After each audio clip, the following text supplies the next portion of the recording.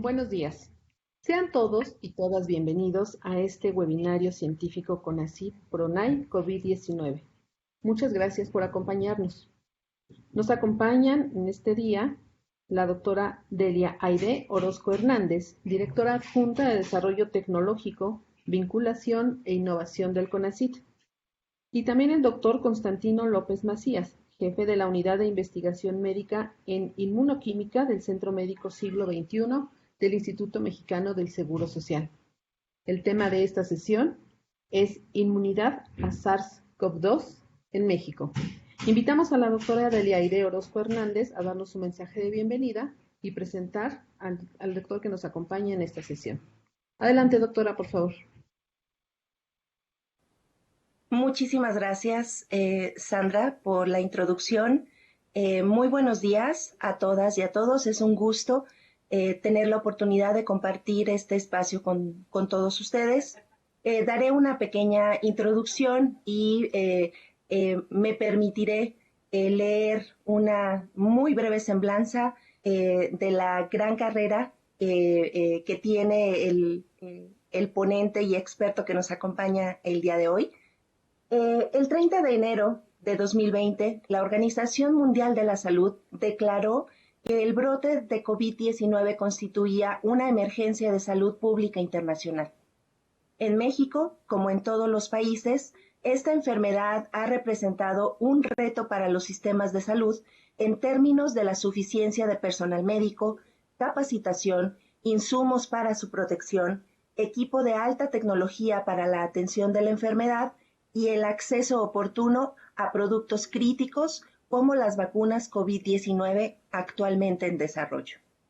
Desde los primeros días de la contingencia, el Consejo Nacional de Ciencia y Tecnología comenzó la integración de un proyecto nacional de investigación e incidencia, PRONAI COVID-19, en el marco del Programa Nacional Estratégico de Salud, en alineación con las prioridades definidas por la Secretaría de Salud a nivel federal y el Consejo de Salubridad General de México, así como en relación con las recomendaciones emitidas por el Foro Mundial sobre Investigación e Innovación en COVID-19, promovido por la Organización Mundial de la Salud, para articular capacidades nacionales en ciencia, tecnología e innovación para enfrentar los retos que presenta la pandemia COVID-19.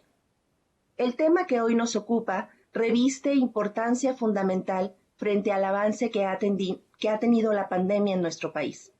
Analizaremos el concepto de inmunidad al virus SARS-CoV-2 y sus derivaciones, planteado desde un punto de vista científico y profundo, de tal manera que se aborde como el fenómeno complejo y multidimensional que representa.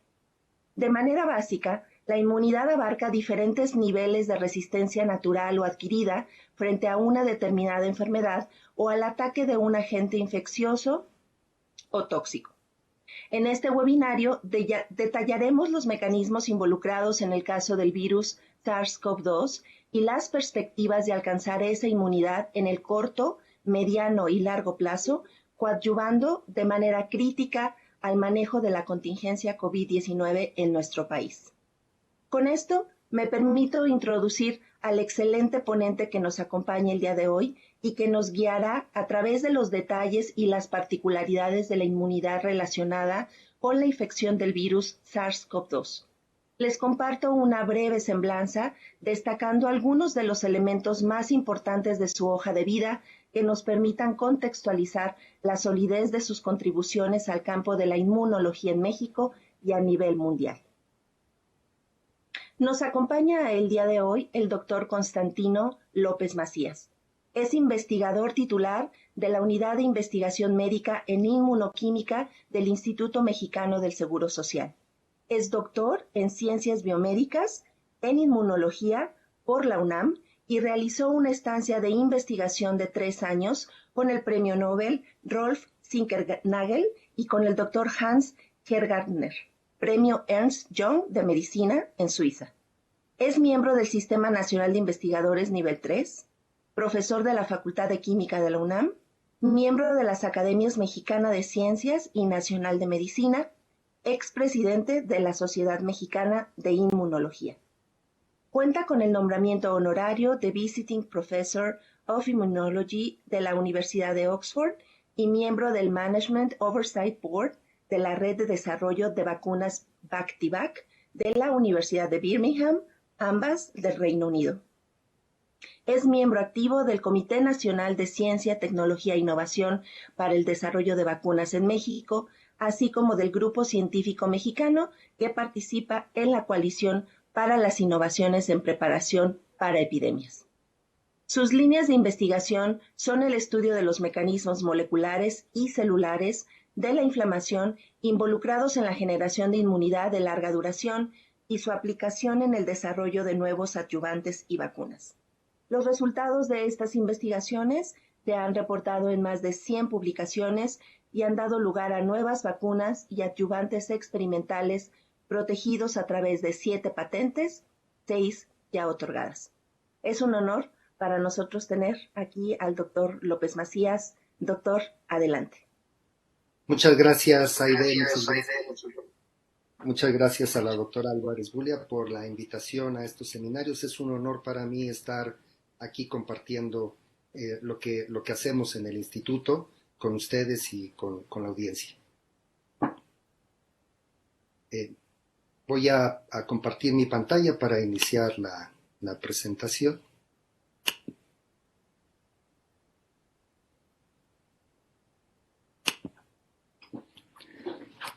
He titulado a esta presentación Respuesta inmunitaria, inmunidad y desarrollo de vacunas contra COVID-19. Y quiero iniciar la plática con una reflexión. Las enfermedades han moldeado la historia de la humanidad, siempre han estado ahí, sobre todo las enfermedades infecciosas. Hubo un tiempo que estas enfermedades infecciosas era lo que más nos preocupaba. Y estas han participado en cualquiera de los grandes episodios de la historia, en las grandes conquistas, en las grandes guerras. Por nombrar uno, en la conquista de México, la viruela mató alrededor de 8 millones de personas desde alrededor del 1520, aunque la conquista fue en el 21, pero desde entonces empezó esta enorme epidemia diezmando a la población. Derivó, lo reportaron los Cocolistlis del 45 y del 50 y del 76, muertes de 12 millones a 15 millones de personas y 2 millones de personas respectivamente. Pero no solamente en ese pasado que lo vemos de manera histórica, recientemente, pues todavía las enfermedades infecciosas aterraban y paralizaban las ciudades, los pueblos. Este es un escenario de poliomielitis.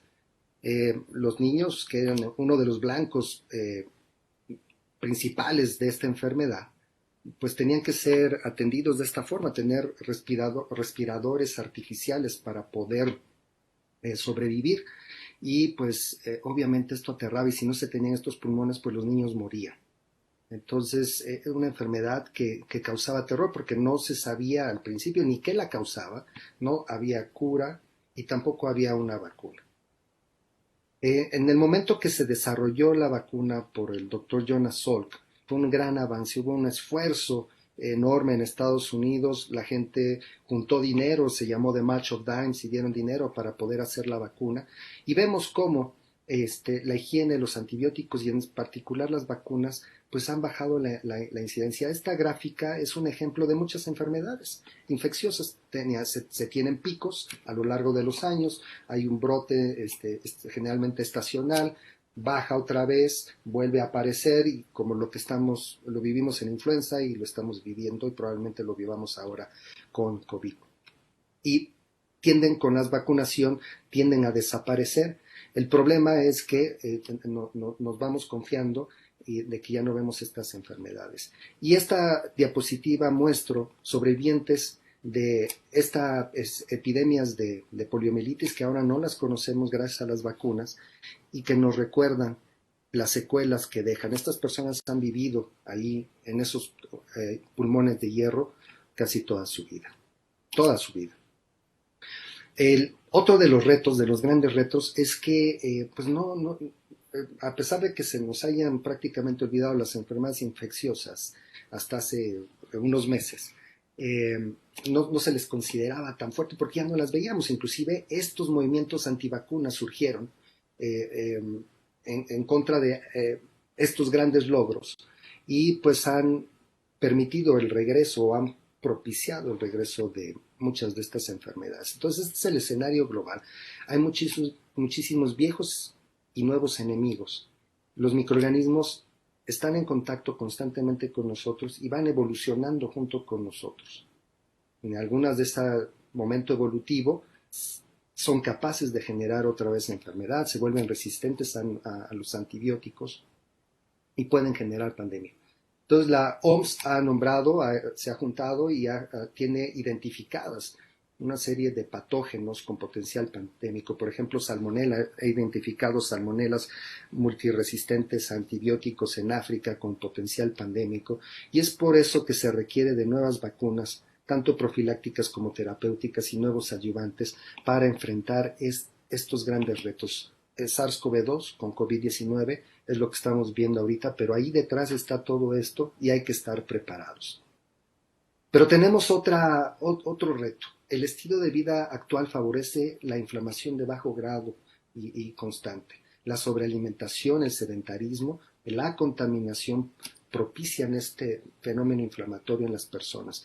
Las vacunas y las terapias que diseñamos generalmente son para personas de este tipo. Sin embargo, ahora tenemos otra epidemia enorme que es de obesidad. En nuestro país, el 70% de las personas, 7 de cada 10 personas tienen obesidad, sobrepeso u obesidad.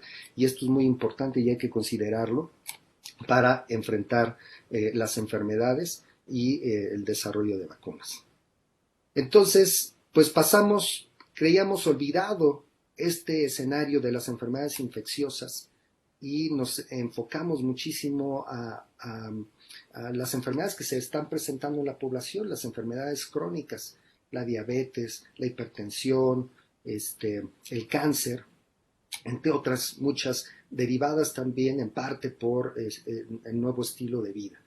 Sin embargo, con la escasez de agua, la resistencia a antimicrobianos, y estamos regresando otra vez a tener este escenario de enfermedades crónicas más el escenario de las enfermedades infecciosas. Y ese es el caso ahora que está pasando con COVID. SARS-CoV-2 es el nombre del virus que produce la enfermedad que se llama COVID-19. Y la tasa de letalidad en negro, aquí no pueden ver los puntitos enormes porque es tan chiquita en estos grupos etarios menores de 1 a 4 años, 5 a 12 años, casi no se ve, es muy baja la letalidad en personas, digamos, sanas. Y empieza en personas de 45 a 65 años a incrementarse y llega al 17% aproximadamente en las personas mayores de 75 años. Pero vemos en las personas con comorbilidades cómo la tasa de letalidad se incrementa enormemente en todos los grupos etarios. Y esto es muy importante. Estas comorbilidades están causando muchos estragos en la población. ¿Qué se hizo en el Instituto Mexicano del Seguro Social? Con esta emergencia nos juntamos lo que son investigadores clínicos y biomédicos de la institución, junto con los médicos del hospital, con los clínicos, los que están salvando las vidas de los pacientes, ayudados mucho por el coordinador, el doctor César González Bonilla, para ponernos de acuerdo y trabajar en conjunto y poder investigar y poder colaborar en la atención de los pacientes, buscar estudiar a la enfermedad, estudiar qué maneras o qué formas tenemos de intervenir y de ayudar a los pacientes. Entonces es un esfuerzo, voy a ir hablando ahorita no los voy a mencionar, sino hasta el final a cada uno de ellos, vamos a ir viendo lo que fue haciendo en el grupo. Y este grupo de investigadores y de clínicos tiene a sus colaboradores, entre estudiantes de posgrado o postdocs, y los residentes que están en el frente de batalla atendiendo a los pacientes. Entonces, este enorme grupo, con colaboradores también nacionales de otras instituciones de Facultad de Química, del IBT, del Hospital Infantil, del Hospital General y de la Universidad de Oxford, pues hemos estado trabajando. Entonces, el SARS-CoV-2 es un virus de RNA de cadena sencilla, que positiva, más o menos de 32 kilobases, y presenta varias proteínas importantes. Esta proteína de la espícula o proteína S, la proteína de la envoltura, estos puntos amarillos, la nucleocápside y la glicoproteína de membrana. Este virus ingresa a las células a través de nuestro organismo, a través de un receptor llamado AC2, y hay otro correceptor, el TMPRSS. Entonces, este receptor es la vía de entrada, es el que permite que el virus pueda entrar y se encuentra en las vías respiratorias, en el intestino, en los ojos, en los riñones, en el páncreas y muchas otras células. Estas son, digamos, las principales en donde se encuentran los dos receptores. Y la expresión de estos receptores varía con la edad. En los niños no hay tanta expresión de estos receptores, en los adolescentes hay más, ya en los adultos más, y en los mayores de 25 pues la expresión es lo más alto. Esto es lo que se ha encontrado en hombres. Entonces esto es muy importante y probablemente pueda explicar en parte por qué los niños no están siendo tan afectados por esta infección. El panorama clínico de los infectados por SARS-CoV-2, pues tenemos que hay personas que no desarrollan enfermedad, les denominamos asintomáticos, no tienen COVID, están infectados, pero permanecen sanos, no tienen ningún síntoma. Y tenemos a las personas con COVID, las que se enferman. Entonces, de estas, las que se confirman por PCR, las pruebas moleculares, de los confirmados, más o menos el 74% lleva un manejo ambulatorio. Se van a su casa y ahí llevan una enfermedad que es generalmente leve o moderada. Las personas que empiezan a tener complicaciones, la dificultad respiratoria, les baja la saturación de oxígeno, van al hospital, se hospitalizan, y es alrededor de un 25%. Algunas de estas personas, desafortunadamente, pues evolucionan un cuadro crítico y algunas de ellas mueren. Entonces, este es el escenario que tenemos con la infección. ¿Y cómo se adquiere inmunidad contra esta infección? Entonces, la inmunidad en esta caricatura del doctor Paul Kleneman, colaborador en el proyecto del libro de Oxford, en donde también colaboro, nos presenta que tenemos representando la inmunidad innata, a esta línea primaria de defensa que mencionó la doctora Orozco al inicio. Estas nos protege, la primera línea de defensa, y permite, junto con otras muchas células, por supuesto, y permite procesar y presentar los antígenos de los patógenos a las células T, a los linfocitos CD8 a través de las moléculas del complejo principal de histocompatibilidad clase 1 o de clase 2 a los CD4. Y estas células van a producir citocinas y que nos van a ayudar a defendernos del virus, a colaborar con las células de la respuesta inmune innata para eliminar al virus. Y tenemos también que los linfocitos B pueden reconocer directamente al patógeno y diferenciarse, proliferar y diferenciarse y producir anticuerpos. Estos anticuerpos que van a estar en la circulación y en algunos tejidos, en algunos órganos, para protegernos, para evitar la infección. Entonces, una de las primeras cosas que hicimos el doctor Mario Adán Moreno y el doctor Rodolfo Pastelini, inmediatamente en la Facultad de Química, empezaron a investigar. Ellos dos estuvieron aquí en el laboratorio con nosotros, ahora tienen sus grupos en la Facultad de Química. Y en colaboración encontramos que de estos receptores de la respuesta inmune innata, que aquí los tenemos, que son los receptores tipo TOL, que son activadores importantes, aquí tenemos el TLR7, ellos pudieron encontrar secuencias dentro del genoma del SARS-CoV-2, pero también del MERS y de otros coronavirus, que son capaces de ser reconocidas tanto por TLR7 como por TLR8. Entonces encontraron muchas de estas secuencias en el genoma de MERS y de SARS-CoV-2, y esto es muy importante porque esto indica que el sistema inmune puede reconocer innato y puede reconocer de manera muy eficiente al virus. Entonces, lo que hipotetizamos en ese artículo publicado en Microbes and Infection a principios de este año es que en el caso inicial estas secuencias permitirían que el virus fuera reconocido eficientemente y eliminado probablemente. Pero en el progreso de la enfermedad, si la dosis es muy alta probablemente, o si hay alguna deficiencia en esta respuesta inmune innata, no pueda eliminar al virus, puede activar la respuesta. Estas secuencias también pueden tener ese lado de inducir inmunopatología. Entonces, puede también ser causa de que tengamos una de las causas de tener esta respuesta inflamatoria exacerbada que se ha estado observando en los pacientes. Y esto nos recordó un trabajo que hicimos hace algunos años.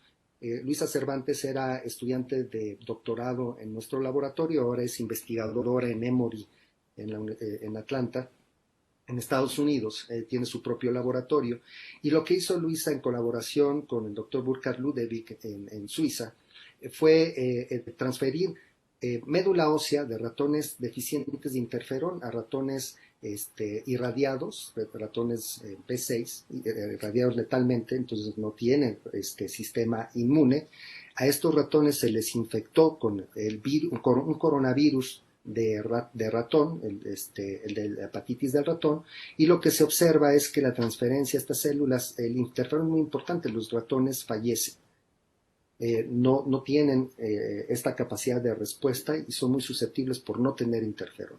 Entonces, para disectar qué células son importantes, se hicieron diferentes ratones transgénicos en donde algunos no expresaban el interferón en las células dendríticas o en los macrófagos o en los linfocitos B o en los linfocitos T. Se transfería de estos ratones que no expresan el interferón en esas células en particular a los ratones irradiados y luego se les infectó con el coronavirus de ratón. Y lo que se observó es que si se transfieren los linfocitos B o los linfocitos T que no producen interferón, pues no pasa mucho, los ratones de todas maneras se protegen. Pero si se transfieren esta médula con células deficientes, células dendríticas deficientes, de interferón, empiezan a morir, sobre todo cuando los macrófagos no tienen interferón. Entonces, el interferón en las células dendríticas plasmacitoides y en los macrófagos es de suma importancia para controlar la infección por coronavirus, y ese fue el mensaje de ese artículo que publicamos en Journal of Immunology en el 2009. Y ahora en SARS-CoV-2, ¿qué se ha visto? En los pacientes infectados con SARS-CoV-2 a través del análisis por secuenciación de célula única, se ha visto el incremento de poblaciones celulares y de quimiosinas, y se ha identificado que efectivamente también en los monocitos y en células dendríticas plasmacitoides hay estas células que producen el interferón, y está relacionado con las personas que están resolviendo la enfermedad y no así con las personas que tienen una enfermedad grave. Entonces esto ha sido bastante importante. ¿Qué se ha estudiado a nivel de mucosas? A nivel en los pacientes, a nivel pulmonar o a nivel de tracto gastrointestinal, se ha encontrado que la infección por SARS-CoV-2 induce un incremento de monocitos, como ya habíamos visto en la diapositiva pasada, y estos monocitos CD14 intermedio o alto, CD16 positivos o alto, un aumento de neutrófilos y células T CD8 positivas que expresan CXR5 y CD38, y esto se relaciona con aumento de la severidad en la patología. También hay un aumento de citocinas y quimosinas proinflamatorias, IL-1 beta, IL-6, TNF, CCL2, CCL3, CCL7, y hay la producción de anticuerpos que por un lado se ha caracterizado que tienen actividad neutralizante con una alta afinidad y competencia por la unión al AC2. Y estos anticuerpos van contra la proteína S y ahí se encuentran contra el RBD, que voy a explicar en un momento.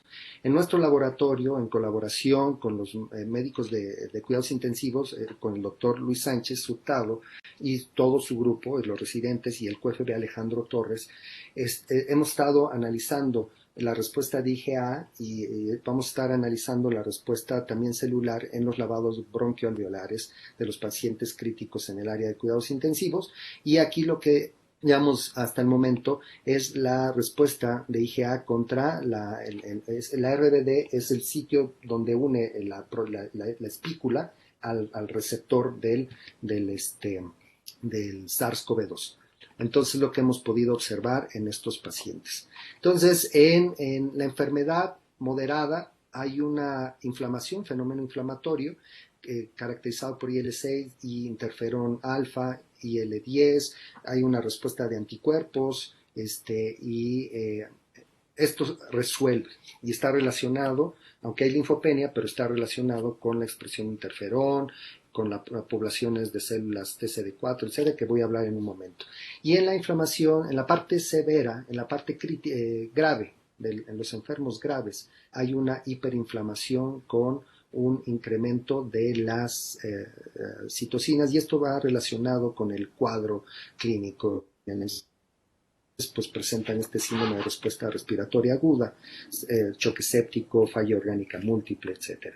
Entonces, estábamos estudiando la respuesta inflamatoria en el laboratorio con el doctor Eduardo Ferat, dirigiendo esta parte junto con la doctora Lourdes Arriaga, y en los pacientes hemos estado evaluando la respuesta de citocinas, la respuesta de células. Les voy a presentar los resultados de la respuesta de citocinas. Se ve un incremento en IL-17, en interferón, sobre todo en IL-6, y hemos encontrado un incremento en IL-10 y las citocinas, quimiosinas elevadas, CXL8, CXL10, CXL2, CXL3. Pero todo el mundo habla de si hay una tormenta de citocinas.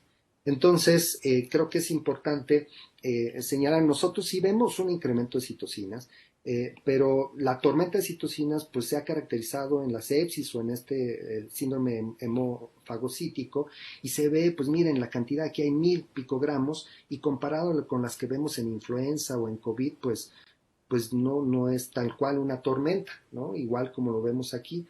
Entonces tenemos que diferenciar si hay un incremento, pero hay que saber si es un huracán clase 5, 4, 3, 2, o si es una tormenta tropical, y a todo le estamos llamando tormenta. Entonces creemos nosotros que hay diferentes grados, y va a ser muy importante poder dilucidar cuáles son los grados de hiperinflamación o de hipercitocinemia que pueda permitir hacer algo más preciso en nuestras definiciones. Y estos son estudios, son diferentes estudios, no son una medición en pacientes, cada uno representa un estudio en donde miden y reportan los picogramos de la citocina, picogramos por microlitro, y es importante porque también en cada laboratorio tiene sus parámetros, usa sus metodologías, reporta diferentes unidades, y luego no podemos comparar. Entonces es importante que lo podamos hacer.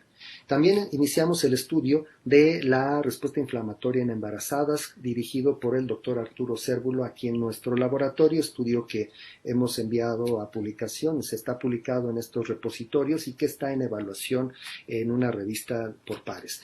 Y lo que hemos visto es que en las personas embarazadas presentan de manera similar la cantidad de las citocinas en suero que las no embarazadas. Entonces, las embarazadas son consideradas generalmente una población en riesgo y altamente susceptible.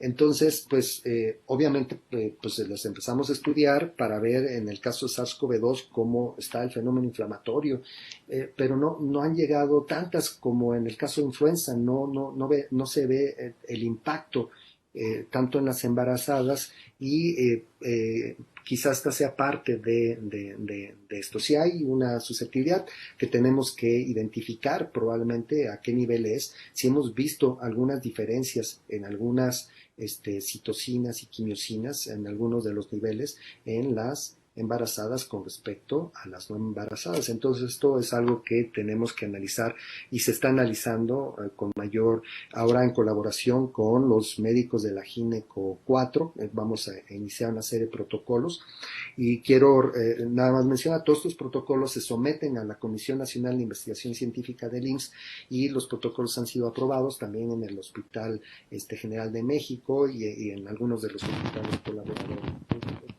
Cuentan con aprobación por los comités institucionales. Hemos visto como tenemos la corte de embarazadas, tenemos los controles de mujeres y tenemos los pacientes que en el hospital hombres. Entonces pudimos evaluar las diferencias entre hombres y mujeres y en general es muy parecido. Sin embargo, observamos que CCL5 permanece alto en los hombres. Y es Rantes, esta molécula que es un quimioatrayente. Entonces, nosotros pensamos que en el caso de los hombres, el tener estas citocinas o estas quimiosinas elevadas no se ayuda a mantener el proceso inflamatorio y las mujeres pueden regular el proceso inflamatorio de mejor manera que los hombres.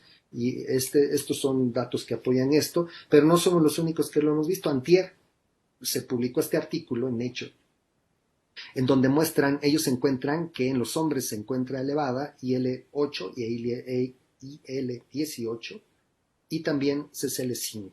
Y en las mujeres que tienen un síndrome en donde no pueden controlar la inflamación se encuentra elevada el CCL5. Entonces coinciden con nuestros datos y es algo para apurar al doctor Cérvula, a la doctora Arriaga, que publiquemos estos artículos, estos resultados, porque bueno, están saliendo ya muy pronto.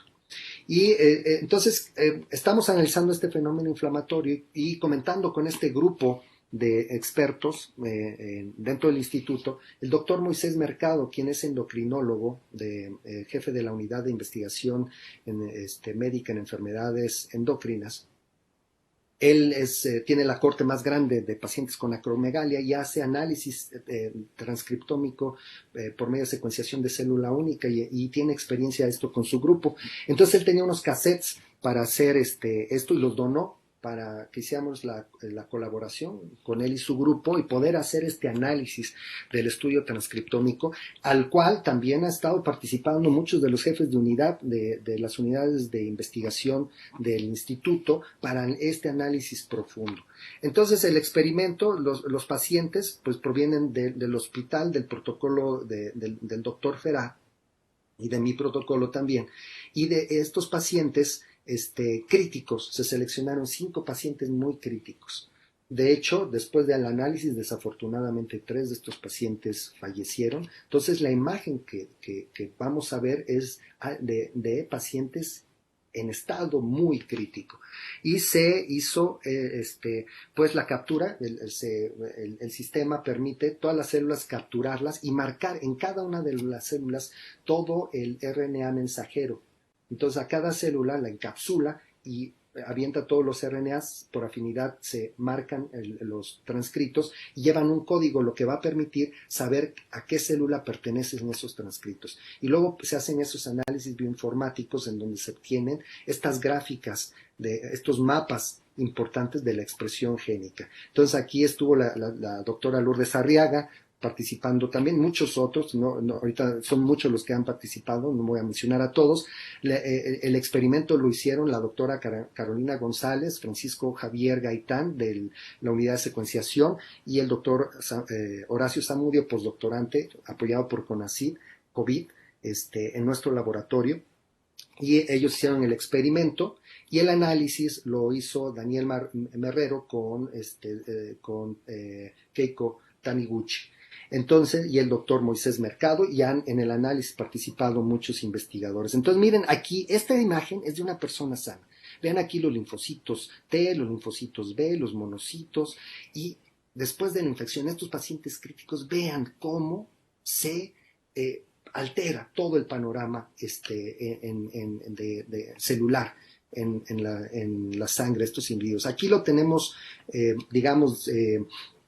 arreglado de otra forma, aquí está el 50% de las personas sanas, están los linfocitos T, los linfocitos B, las células NK. Vean a lo que se reduce en las personas críticas. Estas proporciones son mínimas. Y empiezan a aparecer estas células del linaje mieloide maduro e inmaduro. Entonces, esto es lo que estamos viendo. Inmediatamente la doctora Rosana Pelayo, que estudia hematopoiesis, el doctor Mayan también, pero la doctora Rosana Pelayo dijo, eso suena a un proceso de hematopoiesis de emergencia, ¿sí? Y la hematopoiesis de emergencia generalmente es una espada de dos filos. Por un lado, puede llevar a la protección. Cuando tenemos una infección, obviamente todas estas células innatas se empiezan a atacar y se empiezan a consumir. Entonces, en la médula ósea tienen que llamar a más componentes de la respuesta innata. Y entonces viene la hematopoiesis de emergencia y ayuda a resolver la inflamación. Pero cuando no se puede controlar muy bien y este proceso continúa, se desarrolla inmunopatología. Entonces la doctora Rosana Pelayo ya venía estudiando esto con nosotros, estaba estudiando los pacientes en colaboración con su grupo Rubí Romo y Dalia Ramírez y con colaboradores del Hospital Infantil de México, Federico Gómez, el doctor Armando Vilchis, Israel Parra y Briseida López. La doctora Pelayo es del Laboratorio de Oncoinmunología del CIBIOR en Puebla, del IMSS. Y entonces vean este landscape, este paisaje que podemos hacer ya en nuestros laboratorios, en donde podemos identificar las células troncales hematopoyéticas. Estos son de una persona sana, los progenitores multilinfoides, los progenitores linfoides y los progenitores multipotentes. Y podemos identificarlos muy bien a través de citometría de flujo y compararlo con los progenitores y con todas estas células en los pacientes con COVID. Y es lo que hemos estado analizando. Pero no solo esto, también podemos seguir, y gracias a la doctora Pelayo y a todo su grupo que está haciendo esto de manera excelente en nuestro país, se puede seguir esta ruta de diferenciación y poder establecer perfiles de protección versus inmunopatología en los pacientes. Y miren, aquí les voy a presentar unos ejemplos. Estos tres son tres diferentes individuos. Vean, es un paisaje, ¿sí? Aquí cada una de estas bolitas representa las células. Estos son neutrófilos en anaranjado, tenemos linfocitos B en verde, tenemos los linfocitos T en fuchsia y aquí tenemos tres diferentes donadores, ¿no? Y vean similar su patrón. En el caso de los pacientes con COVID, al ingreso, vean la cantidad de neutrófilos cómo se incrementa enormemente, disminuyen varias poblaciones, predominan unas cuantas y desaparecen varias, ¿no?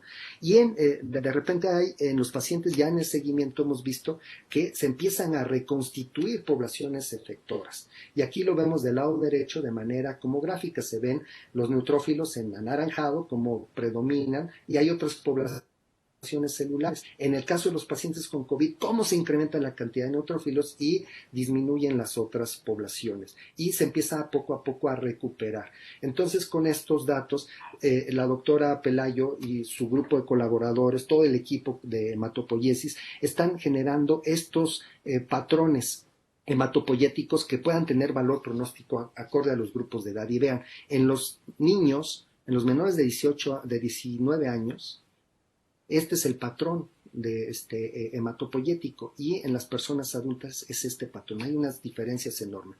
Mientras más rojo se expresan más los genes, mientras más rosa se expresan menos los genes. En los pacientes estamos viendo cómo se están afectando esto.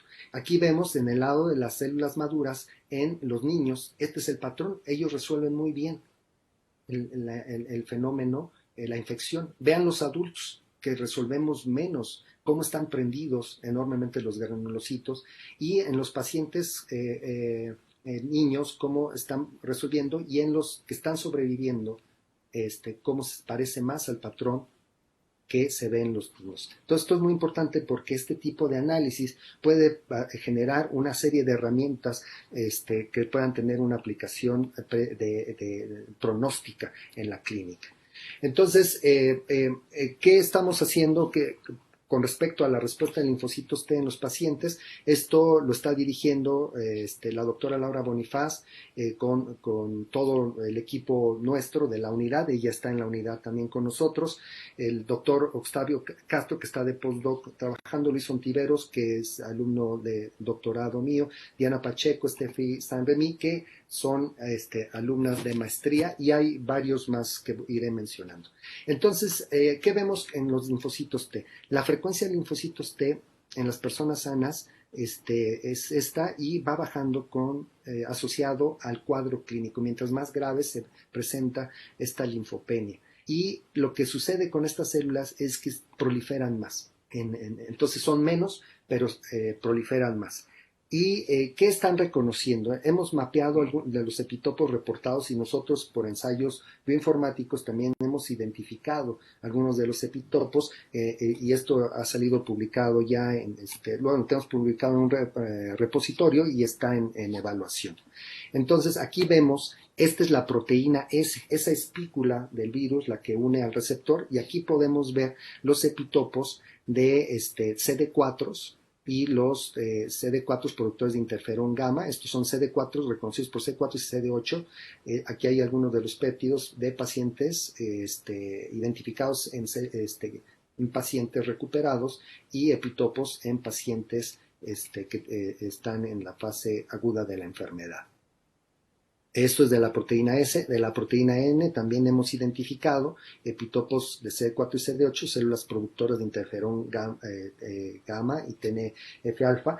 Esto también está aquí, estos son los reportes en la literatura. Estos son mapas que hemos podido hacer y también lo hemos hecho por bioinformática.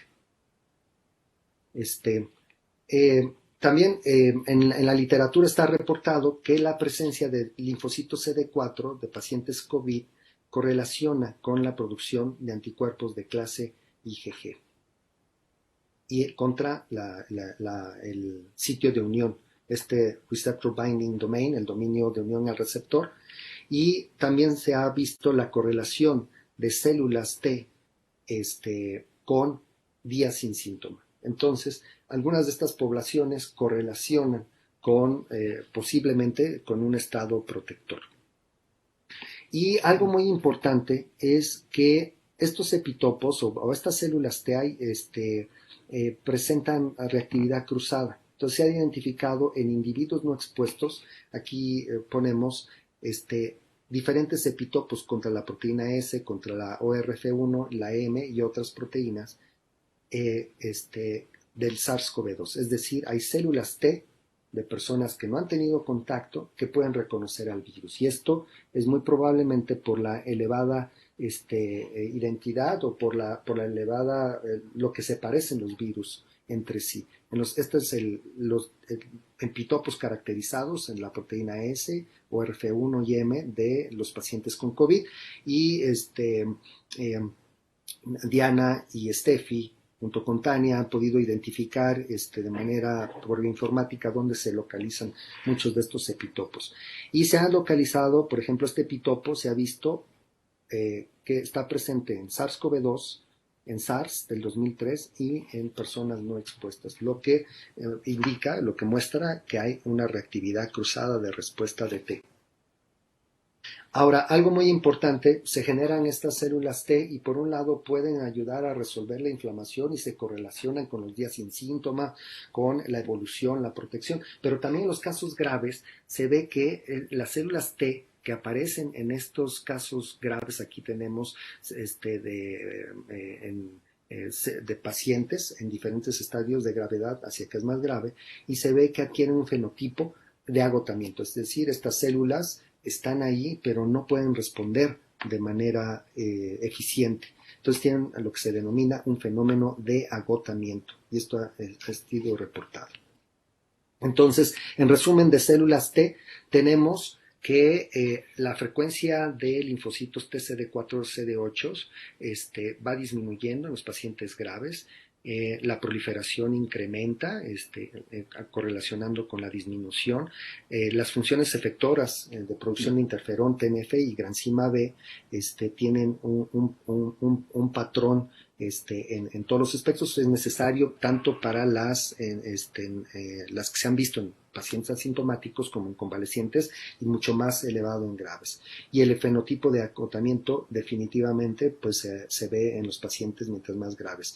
Y hay una población de estas células de memoria parecidas a las troncales que expresan CCR7, C45 y TCF1 que se ha visto relacionadas con el patrón de convalescencia. Entonces nosotros creemos que estas células van a ser muy importantes tener estas funciones efectoras eficientes para la protección y en las personas graves se van perdiendo. ¿Qué se sabe de la respuesta de anticuerpos en pacientes con COVID-19? Este trabajo lo hacemos en el laboratorio Ruth Madera, es otra postdoc apoyada por CONACYT en los postdocs COVID, la licenciada Vanessa Rivero, la doctora Tania Rivera, investigadora, ella es cátedra de CONACYT, y la doctora Laura Palomares del Instituto de Biotecnología de la UNAM. Entonces, ¿qué es lo que se ha reportado en la literatura? Los anticuerpos contra la proteína N, pues inician en los primeros días de la infección y tienen un pico alrededor entre el día 15 y 21 y luego pues van bajando. Los IgMs se producen también IgMs e IgAs. Y algo importante es que hemos visto nosotros también los pacientes que están internados y sobre todo los pacientes críticos generan una respuesta de anticuerpos, mayores títulos de respuesta de anticuerpos que los pacientes graves o los pacientes que están con enfermedad estable. Y esto es principalmente con la proteína N, con la proteína S no se ve lo mismo. Algo muy importante es que quiero destacar, la respuesta, ¿cuánto dura esta respuesta? Entonces, lo que se ha evaluado ahorita en la literatura es que las IgMs pueden durar alrededor de 8 a 12 semanas, dependiendo si van contra la proteína N o contra la proteína S. Estas son las IgMs. Entonces, y las IgGs se mantienen tanto contra la N, contra la S, los títulos se mantienen altos aproximadamente 6 meses. Esto es importante porque hay unas pruebas rápidas en donde la gente se le toma y dice, tiene IgM positiva, está en la fase aguda. Y pues no, pues miren, después de semanas todavía podemos tener IgMs. Y nosotros hemos visto en el laboratorio, inclusive de respuesta cruzada, que pueden estar ahí de mucho más tiempo. Entonces, los anticuerpos nos indican que hemos estado expuestos en algún momento con el virus o que tuvimos la enfermedad. Eso ya es con el cuadro clínico, pero no son de utilidad para hacer un diagnóstico en el momento.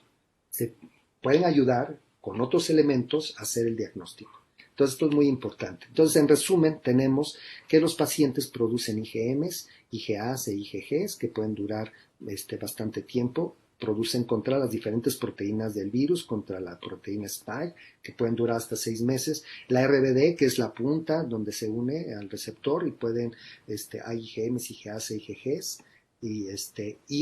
Contra la RBD se ha visto que va decayendo, o contra la nucleocápside, que también puede durar hasta 6 meses. En el laboratorio hemos visto a los pacientes críticos, los graves, en embarazadas, en los pediátricos, en personas recuperadas, y vemos que las personas hospitalizadas tienen mayores títulos de IgM e IgG comparado con las personas ya recuperadas, y esto está indicando o la respuesta está disminuyendo con respecto al tiempo o se está generando diferente tipo de respuesta en los pacientes. Y es el trabajo que ha estado desarrollando Ruth, Vane y que nos ha estado ayudando la doctora Laura Palomares. Hemos podido caracterizar a través de análisis bioinformáticos con la doctora Tania Rivera dónde se encuentran los epitopos. Y hemos podido hacer estos modelajes de los epitopos que están en el receptor. Este es el monómero, y aquí todos estos lugares en los diferentes dominios, ¿sí? En el dominio de conectividad, en el heptámero de repetición, en el dominio de las hélices centrales. En todos estos se han encontrado péptidos, y nosotros también hemos encontrado por elementos bioinformáticos. Aquí está el trímero y están los péptidos en colores, y esta es una vista por arriba en esta zona del trímero, y esos son los epitopos que son reconocidos. Hay anticuerpos monoclonales, esta es la proteína S, aquí tenemos el dominio RB, y en colores tenemos los anticuerpos monoclonales que se han descrito, se han reportado, que reconocen y son neutralizantes. Estos anticuerpos aquí se unen en la RBD. Aquí tenemos, por ejemplo, en rojo, el EY6A y el CR3022, y cada uno de estos reportados se unen a diferentes sitios, y es el mecanismo molecular que media la neutralización de los anticuerpos. Y lo que hemos encontrado nosotros y otras personas también, y ya lo han reportado, es que hay epitopos de reactividad cruzada. Inclusive aquí en rojo tenemos epitopos que comparten con más del 50% entre lo que son diferentes coronavirus. Aquí tenemos coronavirus estacionales, el MERS y el SARS. Y vean, por ejemplo, con SARS tenemos 3 péptidos que son 100% de identidad. Y en negro tenemos otros epitopos. Entonces hay una respuesta cruzada importante, y esto se ha mapeado. Inclusive un anticuerpo que va contra un anticuerpo de SARS reconoce a la RBD de SARS-CoV-2, y han mapeado inclusive también los sitios de contacto, etcétera. Entonces hay una reactividad cruzada importante.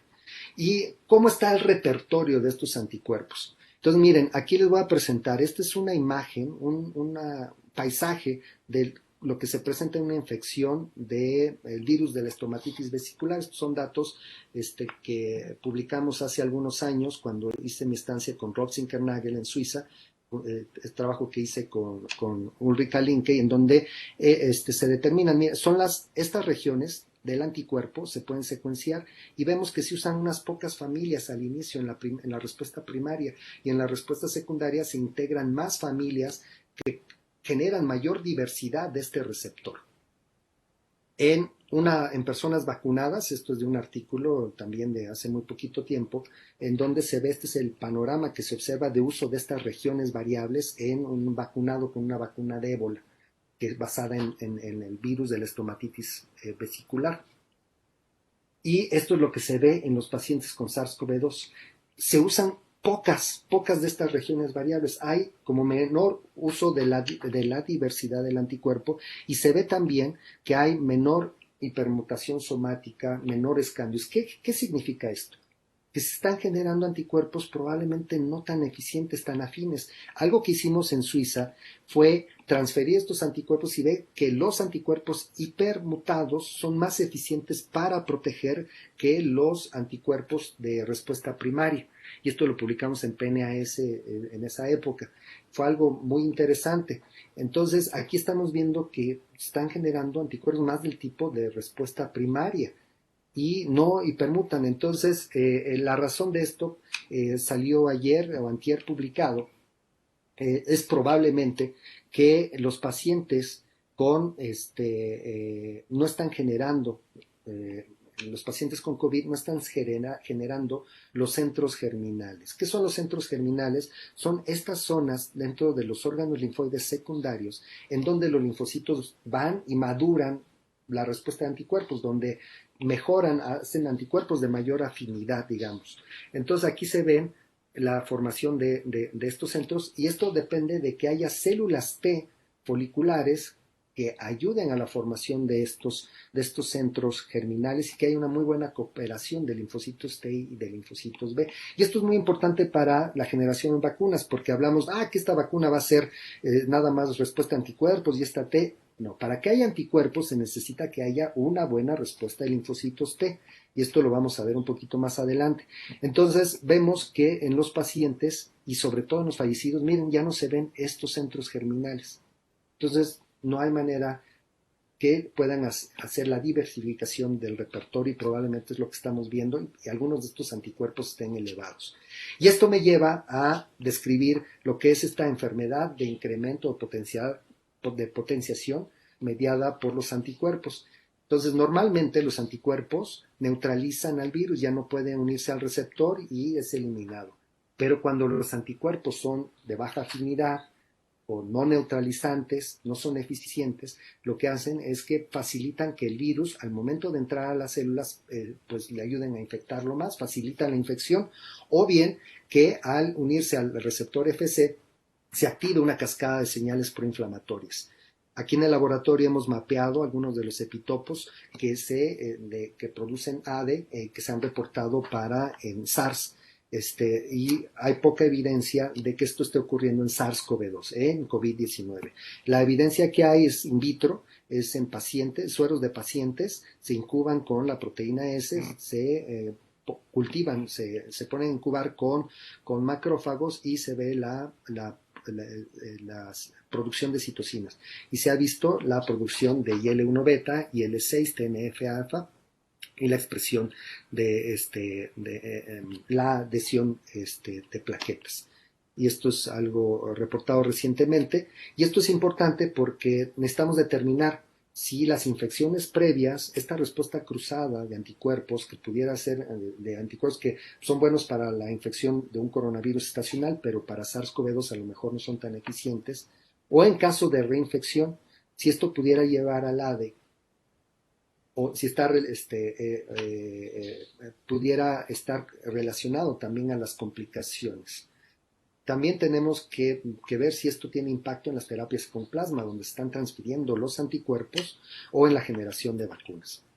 Y bueno, esto me lleva a hablar de que todos estos mecanismos que hemos estado platicando ayudan a que se esté generando en las personas recuperadas muy probablemente una respuesta protectora, y estas personas ya no vuelvan a tener la enfermedad. Los reportes que se tienen es que se puede reinfectar la persona, el caso de China y los que están siendo reportados, y nosotros tenemos el caso de una residente que se enfermó, se recuperó, volvió a exponerse, pero no desarrolló síntomas. Entonces, consideramos o creemos que sí, efectivamente, esta inmunidad puede a lo mejor no prevenir la infección, pero pudiera prevenir la enfermedad. Y es como se va generando la inmunidad de grupos. Mientras más gente se va recuperando de la infección, pues evita la infección. Aquí tenemos una persona enferma, esta es la que ya está inmune, ya no va a transmitir la enfermedad, mientras que las susceptibles se van a enfermar y van a seguir el ciclo.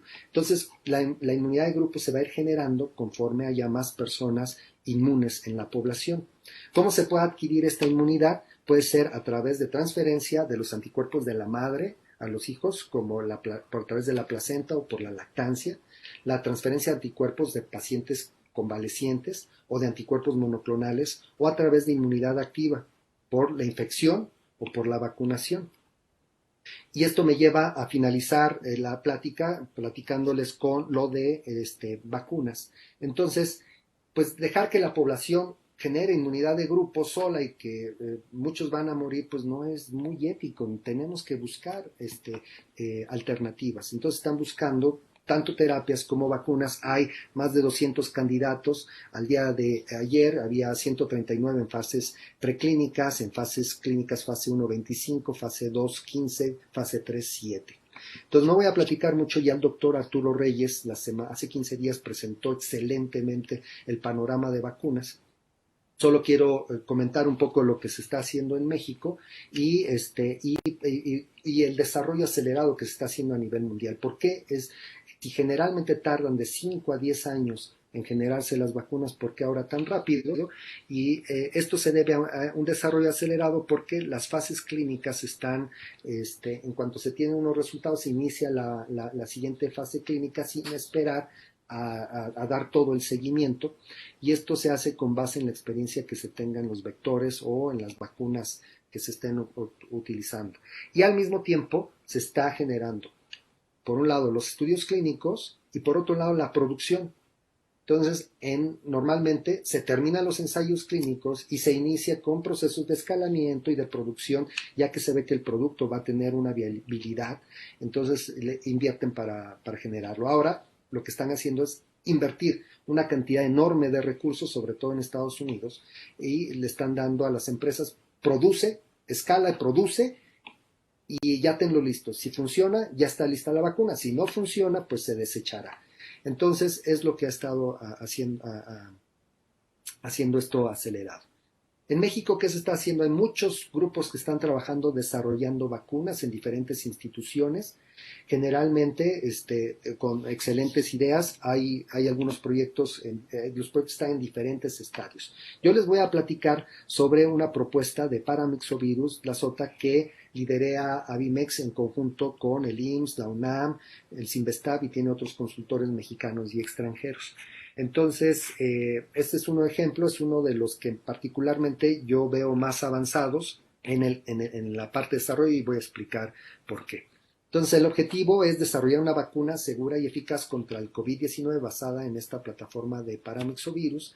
Lo que se hizo es tener este paramyxovirus Newcastle, la SOTA, al que se le clonó la proteína S del coronavirus SARS-CoV-2 en este sitio, y ahora este paramyxovirus Newcastle expresa la proteína S, y esta es la vacuna que se ha generado.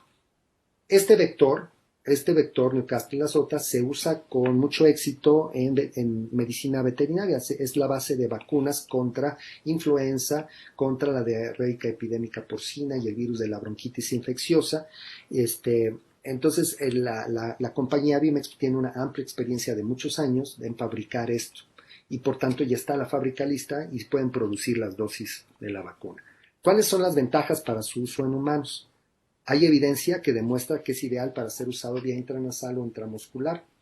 Tiene una probada seguridad y inmunogenicidad en animales. Se ha probado en miles de millones de animales, en aves, en diferentes modelos durante muchos años. Y también este vector se utiliza en tratamientos contra el cáncer. Es oncolítico, entonces hay experiencia de su uso en humanos. También se produce interferón alfa y beta, y no hay interferencia con anticuerpos preexistentes.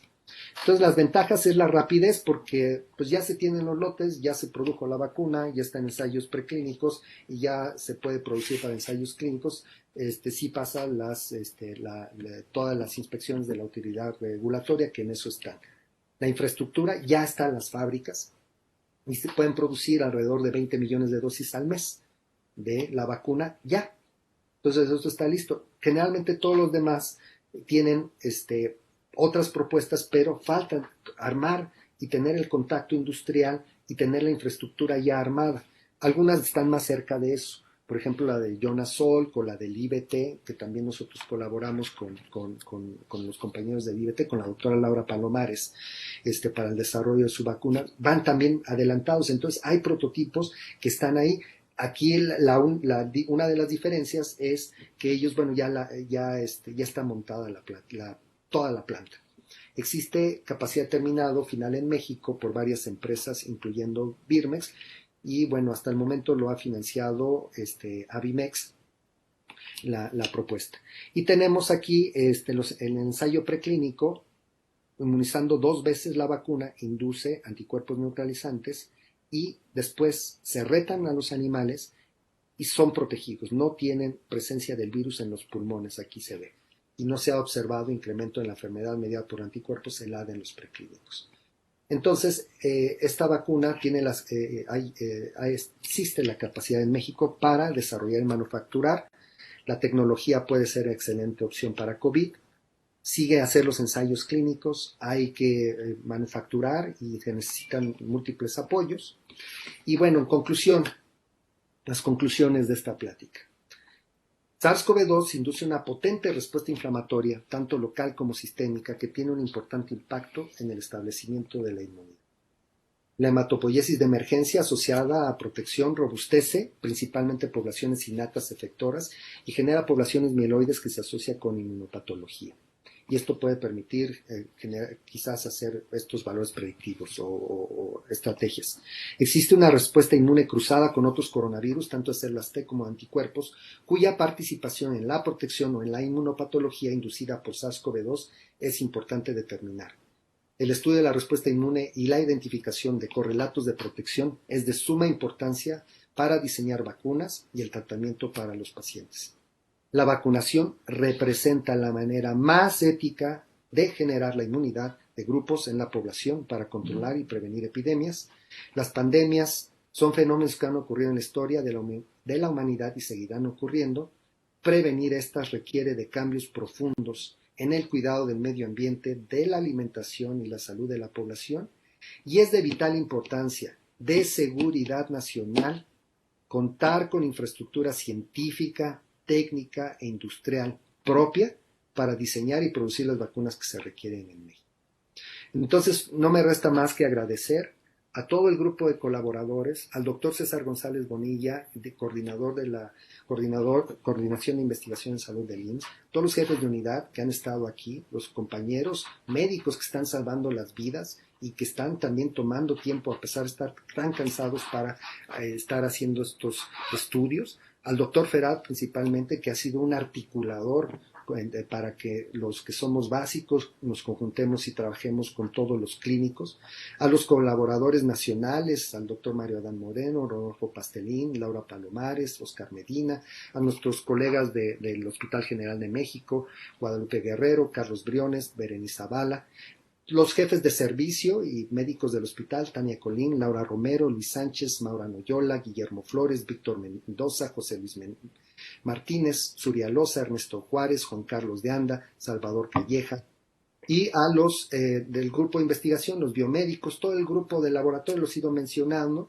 en la plática, la mayoría, excepto Oscar Arteaga, del encargado del biobanco, los médicos adscritos de medicina interna, ya mencioné a varios, los residentes, Alejandra, Rubén, Roberto, Abel, Omar, David, Ramón, Yarenzi, Jorge, Luis, Talía, Zulema, la doctora Durán, Jesús, Juan Guerrero, todos los colaboradores que están ahí, se desvelan y se juegan la vida todos los días.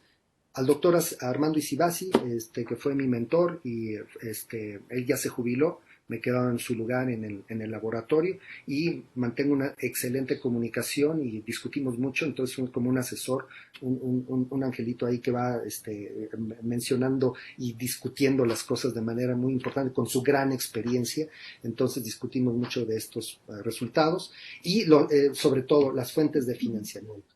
Al CONACYT, muchos de la infraestructura, la mayoría proviene del CONACYT, de lo que hemos tenido de apoyos. El IMSS también, sobre todo las dos, son los principales financiadores de todo esto y la institución que pues está interviniendo y salvando vidas. Y los colaboradores de la Universidad de Birmingham, de Oxford, de la Secretaría de Relaciones Exteriores, de la Universidad de Laval, el Cantón Hospital de St. Gallen, Abimex y la Universidad de Birmingham. Quiero hacer una mención especial a las compañías de los reactivos. Nos han estado, con todos estos problemas de las fiduciarias y los COVID, etcétera, han estado financiando. Les debemos ahí en la mayoría de los reactivos, en lo que podemos ejercer los recursos, en lo que llegan. Entonces han sido muchos de estas compañías a quien hay que agradecerles su gran apoyo. Zipkin, Herbalife, muchos laboratorios. Muchísimas gracias. Y gracias a todos ustedes por su atención. Muchísimas gracias a usted, doctor, por tan excelente y amplia explicación. Tenemos preguntas de la gente que nos está siguiendo a través de nuestras redes sociales, tanto en Facebook como en YouTube, en el canal de CONACYT México. Y bueno, voy a compartir con usted las preguntas de nuestros participantes. Dice Alma Arriola: ¿cuál es la respuesta de los anticuerpos en la enfermedad moderada? Sí, en enfermedad moderada, lo que hemos visto y está reportado, hay una buena respuesta de IgMs y IgGs contra la proteína M, hay la proteína S y contra la RBD, la región de unión al receptor. Entonces, y generalmente los títulos no son tan altos como los enfermos graves, y en las personas que van evolucionando, los que se recuperan mantienen la respuesta, se ha visto alrededor de 6 meses.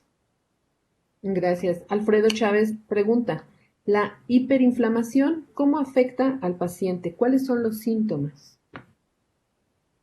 pues vemos estos enfermedad sistémica, vemos estos síntomas muy fuertes de enfermedad del síndrome de respuesta respiratorio agudo, la neumonía, el choque séptico, puede ser llegar a la falla orgánica múltiple. Estos ocurren en los graves y ya en los críticos, por ejemplo. Entonces se favorece el efecto inmunopatológico. Ok, gracias. Jimena Flores dice, ¿las mujeres embarazadas tienen mayor susceptibilidad que las pacientes que no lo están? Pues es una de las cosas que no hemos podido determinar completamente. No es tan claro como en influenza. Sí, el binomio materno-fetal en ese estado es muy especial, pero no se ha visto tantos casos, ¿sí? Entonces sí hay algunas personas que lo están desarrollando y lo que vemos nosotros es que hay algo muy similar entre las no embarazadas que las embarazadas. Entonces, hay algunas diferencias que probablemente puedan indicar cierta susceptibilidad, pero afortunadamente no se ha visto tanto como en otras enfermedades o como influenza. Ok, gracias. Salvador Hernández dice, ¿hay más riesgo de contagio para los hombres que para las mujeres? Por lo que usted había presentado en su ponencia. ¿Y por qué? Bueno, vimos ahí que más que nada por la edad, la expresión de los receptores se incrementa con la edad. Ahora, no sé realmente si haya mayor riesgo de contagio en hombres que mujeres. Lo que sí vemos es que hay mayores complicaciones en hombres, ¿sí? A mayor mortalidad en hombres. No necesariamente implique que nos contagiemos de manera diferente, o sea, pero que la consecuencia, es más, lo que nosotros pensamos es por estas condiciones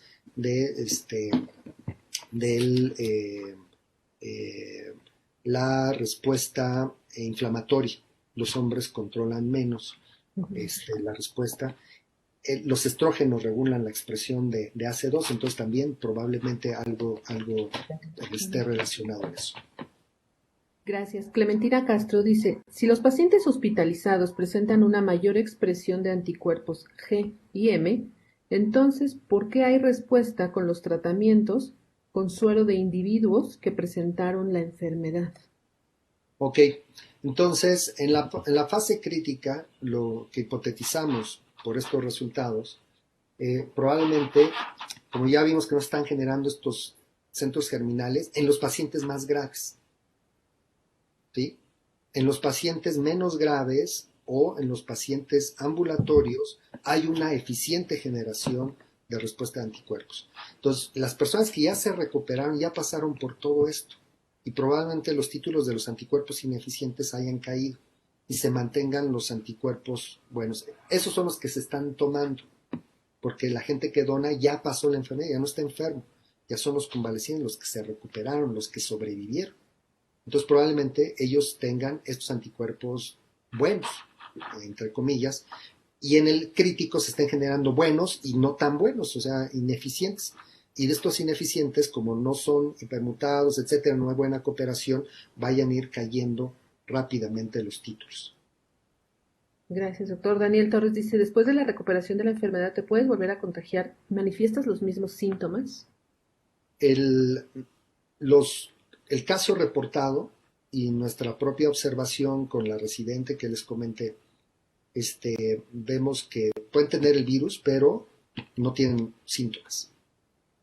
Entonces, en estas personas, si hay tienen el virus, pero no desarrollan síntomas, quieren decir, están protegidos, pero no sabemos si lo van a poder transmitir, etcétera. Es lo que hasta ahorita se conoce. En malas noticias te puedes reinfectar, ¿no? En algunos casos, no sabemos si esto es algo que pueda ocurrir para todas las personas. Buenas noticias, no les ha dado la enfermedad a ellos. Okay. Doctor, y una última pregunta de Eileen. Dice, ¿los anticuerpos cruzados son más letales para los pacientes?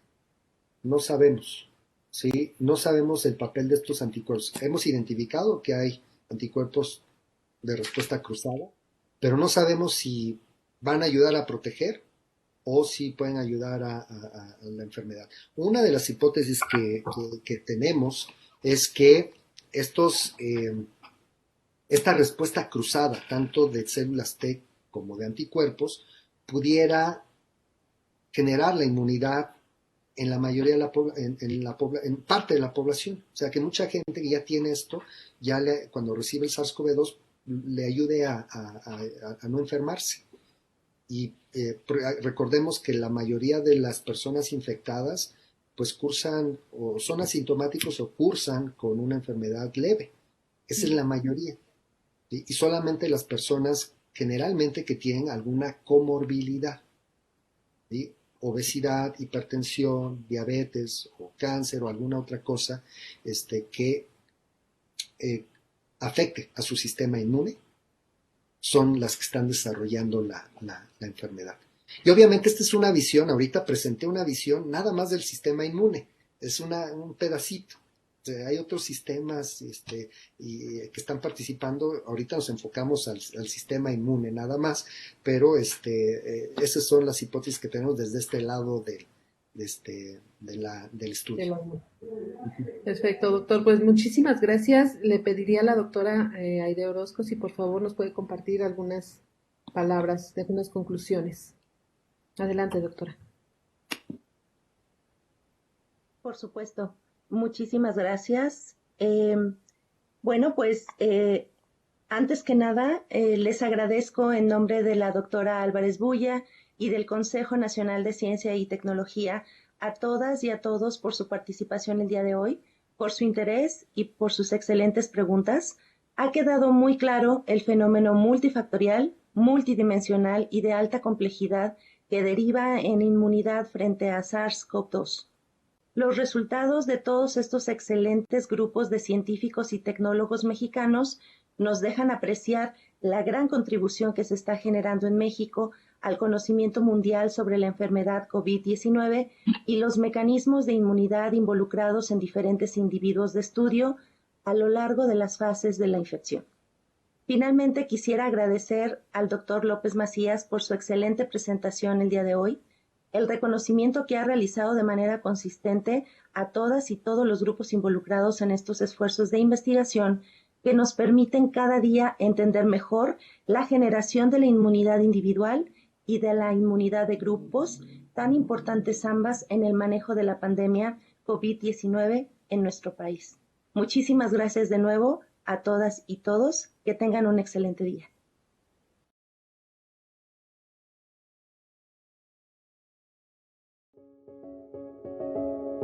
CONACYT, Ciencia por México. Gobierno de México.